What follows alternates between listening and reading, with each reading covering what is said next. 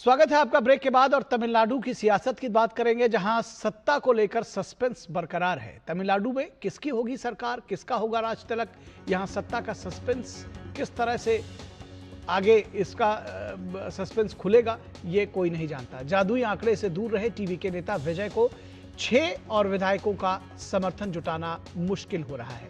इसी बीच एआईएडीएमके महासचिव पलानीस्वामी के एक बयान ने सियासी गलियारों में हलचल पैदा कर दी है। पलानीस्वामी ने संबोधन के दौरान आत्मविश्वास के साथ कहा कि अच्छी खबर आने वाली है। उन्होंने विधायकों को भरोसा दिलाया कि अगली सरकार एआईएडीएमके की ही होगी। खबर है कि वे जल्द ही लोक भवन जाकर सरकार बनाने का दावा पेश कर सकते हैं। मतदाताओं ने डीएमके को और एआईएडीएमके को नकार दिया और टीवीके को सत्ता के करीब पहुंचाया है, लेकिन दोनों द्रविड़ पार्टियों ने मिलकर सरकार बनाने की हलचल तेज कर दी है। डीएमके ने कहा कि हमारा प्राथमिक लक्ष्य एक और चुनाव को टालना और एक स्थिर सरकार का गठन करना है। डीएमके ने निर्णय लेने के लिए एमके स्टालिन को अधिकृत किया है। साथ ही डीएमके विधायकों को चेन्नई में ही रहने के लिए कहा गया है।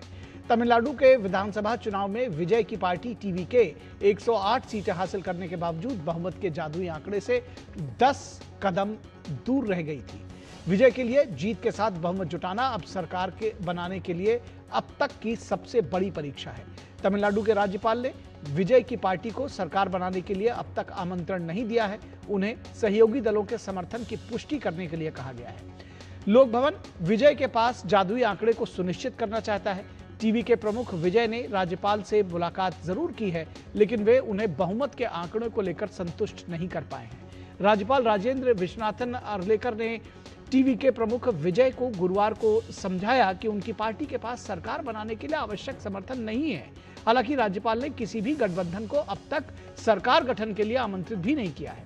उधर कांग्रेस को सत्ता में भागीदारी के लिए यह सुनहरा मौका लग रहा है।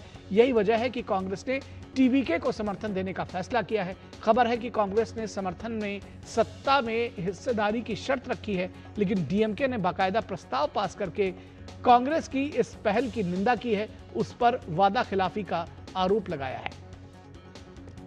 तो इसके साथ ही साथ खबर यह भी है कि लोकसभा में भी और संसद में भी डीएमके ने अपनी जो सीटिंग अरेंजमेंट है वो अलग करने के लिए एक एप्लीकेशन दिया है। तमिलनाडु की बात करें तो यहाँ 234 सदस्यीय विधानसभा के लिए चुनाव में टीवीके ने 108 सीटें जीती हैं और डीएमके ने 59 सीटों पर जीत दर्ज की है। एआईएडीएमके को 47 और पीएमके को 4 सीटें मिली है। साथ ही आईयूएमएल, भाकपा, माकपा और वीसीके को 2-2 सीटें मिली हैं। वहीं भाजपा, डीएमडीके और एएमएम को 1-1 सीट मिली है। स्थिति ऐसी है कि सिर्फ 6 विधायकों के समर्थन न मिलने के कारण जनता ने जिस विजय को जीत दिलाई, वे पुराने नेताओं की महत्वाकांक्षा में फंस गए हैं। तो एआईएडीएमके नेता एम थेम्बीदुरई ने उम्मीद जताई है कि उनके नेता की वापसी होगी।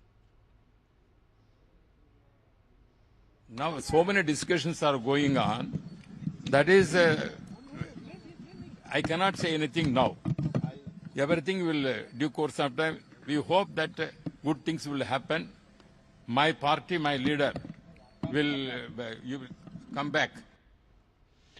और बीजेपी नेता नारायण तिरुपति का कहना है कि टीवी के नेता विजय के पास 5 विधायक कम हैं, उनको ये संख्या जुटाने की कोशिश करनी चाहिए। Mr. Vijay has got no magic number with him. So he has given that he has got the support of 113 MLAs. And what is he going to do with the minimum 5? That is the big question. So the governor made it very clear that you don't have the majority as of now. So Mr. Vijay should try to get that support. I don't think there will be any confusion on this front. वहीं DMK नेता कनिमोई का कहना है कि हमें आत्ममंथन करना चाहिए। Yeah, it raises a lot of questions, and we have to look for answers and introspect. तो इंट्रोस्पेक्शन की बात कही है कनिमोई ने। इस पूरी खबर पर बातचीत करने के लिए हमारे साथ हमारे संवाददाता निशांत राय चेन्नई से जुड़े हुए हैं और हमारे कंसल्टिंग एडिटर विनोद मिश्रा हमारे साथ वो भी जुड़े हुए हैं। निशांत, आपके पास आएंगे।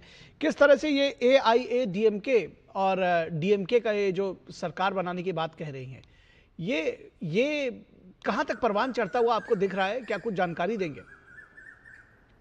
देखिए निखिल मैं आपको अभी की अपडेट दे देना चाहता हूं। टीवी के लीडर हैं कामराज, उन्होंने बयान दिया है कि सीपीआईएम और वीसीके ने विजय को समर्थन दे दिया है और विजय ने जो जादुई आंकड़ा 118 का है वो छू लिया है और जिसको लेकर विजय ठीक 4:30 बजे तमिलनाडु के गवर्नर से मिलने जा रहे हैं। कांग्रेस के पहले से ही 5 विधायकों का समर्थन है जो 112 नंबर बीजेपी विजय के पास थे, क्योंकि विजय 2 सीटों पे लड़े थे तो 107 हुए थे, 108 जीते थे। 107 से लेकर 118 का सफर जो है विजय लगभग तय कर चुके हैं, जैसा कि उनकी पार्टी दावा कर रही है। हालांकि कम्युनिस्ट पार्टी ऑफ इंडिया का एक पत्र भी सामने आया है। तो ऐसे में उम्मीद जताई जा रही है जो तमिलनाडु में सरकार बनाने का जो समीकरण चल रहे थे, अब वो सारे समीकरण के इतर विजय तमिलनाडु में सरकार बनाने के लिए सबसे आगे निकल आए हैं और 4:30 बजे जब वो राज्यपाल से मिलेंगे, जब वो विधायकों का समर्थन पत्र सौंपेंगे, तब इस पे पूरी तरीके से पुष्टि लग जाएगी। जी, निश्चित तौर पर यह बड़ी खबर आपने दी है कि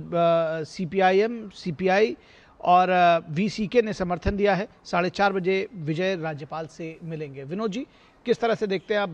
बहुत तेजी से घटनाक्रम करवट लिया है तमिलनाडु में। निखिल, आप जो देख रहे हैं इस चीज़ों को, इस बात को हमें समझने की ज़रूरत है कि डीएमके और ये डीएमके ने दोनों सरकार बनाने की पहल में अगुवाई करने का जो दावा किया है वो ये भूल जाती है कि तमिलनाडु की जनता ने उन्हें हराया है जी। और हराने के बाद भी अगर विजय के इस जीत को, अगर उस जीत को वो हार में बदलना चाहते हैं तो शायद वहाँ की जनता इसको स्वीकार नहीं करेगी। ये अलग बात है कि टीवीके का पर्सनली अपना विजय का और उदयनिधि स्टालिन का अपना एक व्यक्तिगत उसकी दुश्मनी है सिनेमा इंडस्ट्री को लेके, और ये बात डीएमके के लोग जानते हैं कि अगर विजय स्थापित हो गया तमिलनाडु की राजनीति में तो वो दूसरा एमजीआर होंगे और दूसरा एमजीआर बनाने का तो कम से कम रिस्क डीएमके तो नहीं ले सकता है, क्योंकि जब तक एमजीआर जिंदा रहे डीएमके कभी भी करुणानिधि सत्ता में नहीं लौटे।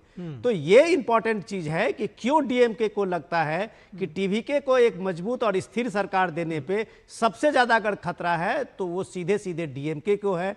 एआईडीएमके तो बिल्कुल वो झाल बजा रही है कि इस मौके पे हम भी अपनी सियासत कर रहे हैं, लेकिन रिस्क ये है कि डीएमके को सबसे बड़ा रिस्क है। और निशांत जैसा कह रहा था, उम्मीद है कि शाम तक आते आते बीजेपी ने भी इस बात का कह दिया है कि सरकार बनाने में किसी को कोई जल्दीबाजी नहीं करिए, जनता का फैसला और जनादेश को स्वीकार करनी चाहिए। जी बिल्कुल। और निशांत, अब आपके पास थोड़ा काम बढ़ गया है, आप नजर बनाए रखिएगा, आपसे अपडेट्स हम डीडी न्यूज पर लेते रहेंगे। बहुत शुक्रिया निशांत आपका और विनोद जी आपका। और बात करेंगे पंजाब के